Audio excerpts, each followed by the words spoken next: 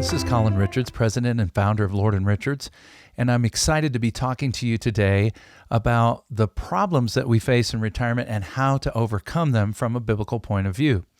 As I've told you many times, at Lord & Richards, I'm privileged to lead a team of wonderful advisors, a whole group of people that come alongside of our clients to help them achieve financial independence, and we love to do the same thing for you. We're helping people every single day, just like you, to get financially independent or stay financially independent so they can do what they love with the people that they love for the reasons that they love. In this particular segment of the Lord & Richards Show, we're talking about the problem of volatility when you retire. When you and I look forward to retirement, many times we've gone through a phase called the accumulation phase. It's the period of time when you're allowing money to build up in your portfolio so that one day you can spend it. The problem is a lot of times people cross that line, kind of cross the goal line into retirement and continue to do the same things that got them to that point in terms of investing. There's a great book out called What Got You Here Won't Get You There. And in the book, the premise is simply that a lot of times the things that allow you to develop or build up to a certain point in your life are going to be different from the things that allow you to carry on into the next phase of living.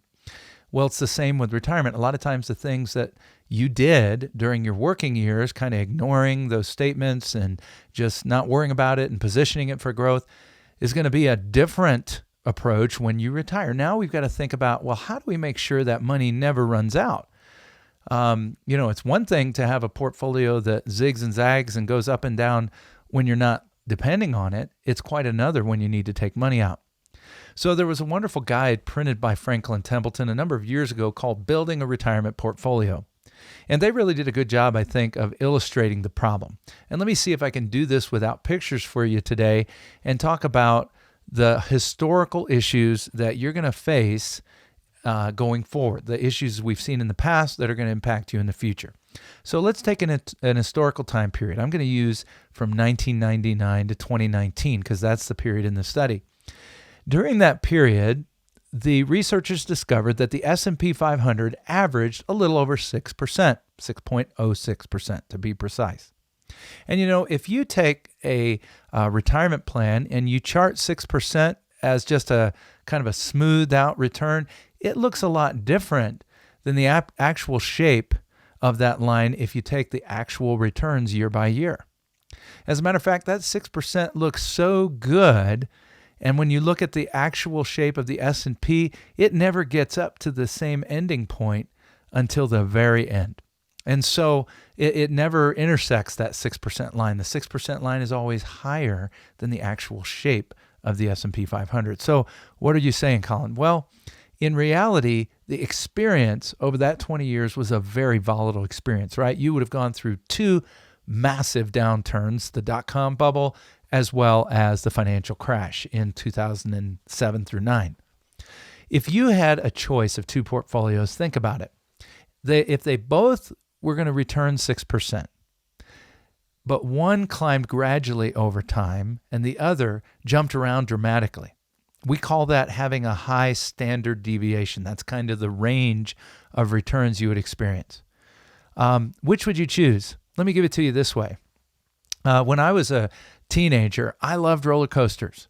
As a matter of fact, growing up in Tampa, Florida, as part of a military family, there was a time I visited Disney World with my friends, and because it was really quiet that day, we rode Space Mountain 11 times in a row. Okay, crazy.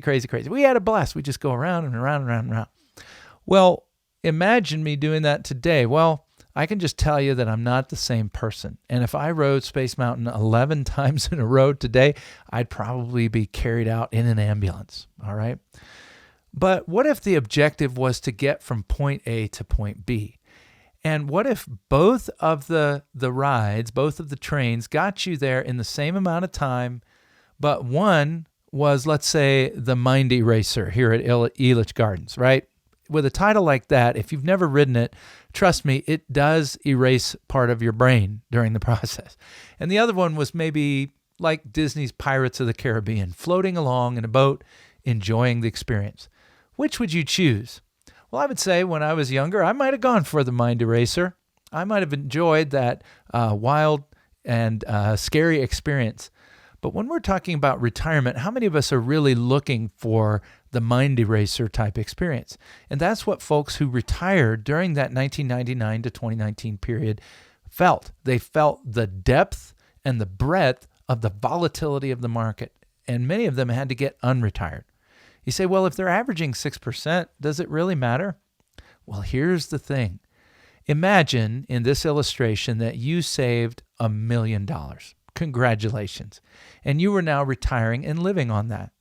And let's say that the portfolio, again, was averaging that 6%, 6.06%. And in order to do that, you'd have to be in a pretty aggressive all-stock portfolio. Okay, that would be the S&P 500. It's an all-stock index. Well, if those returns were constant, 6.06, 6.06, 6.06, every single year for 20 years, and you withdrew some income, let's say 5% at the start, gave yourself a little bump up for inflation each year, that'd be around 3%. At the end of a 20-year period of time, you would still have $837,144 in your portfolio in 2019. You'd say, oh, that feels pretty good. I had $1 million and I've only dropped about, 170,000. So I can obviously do this for as long as I live.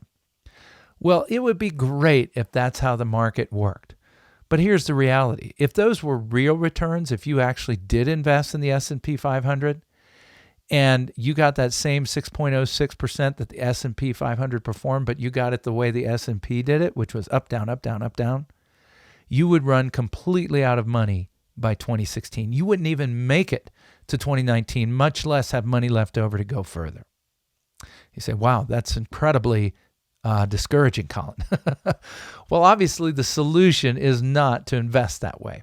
Okay, the point is, when you are investing for retirement, you need risk management. What we want to do is recreate that experience of the Pirates of the Caribbean floating along in your boat, enjoying life, not worried about or anxious about what's going on in the market. The first step that we take at Lord & Richards to do that is called institutional risk management. Well, what's that? Well, institutional risk management means we turn to solutions that maybe have been overlooked but are used regularly by large institutions, endowments, foundations, and other huge wealth pools like pensions and so forth. We have the Children's Hospital, a wonderful organization right next door to our office in Highlands Ranch, right off of C470 in Lucent. Well, I look out that window and I see a delightful group of people that are trying to help kids every day. And my own daughter had surgery at the Children's Hospital and was greatly taken care of.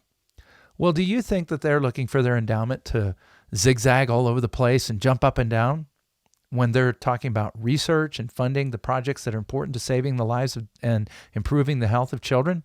I don't think so. So the goal is maybe we can get more of a kiddie ride experience instead of the mind eraser by smoothing out the ride. And that's what we're specialists at Lord & Richards. We want you to retire in such a way that when we test things out, and we use tough tests at Lord & Richards. We don't throw powder puffs at the portfolios. We throw tough life events like what if somebody gets sick, or what if the markets are super volatile, on and on and on, 1,000 different tests. And what we want you to do is come out every single time financially independent and able to do the things that you love with the people that you love for God's glory. Well, I'd be delighted to talk to you about that. It really just starts with a conversation with me and with my wonderful team at Lord & Richards.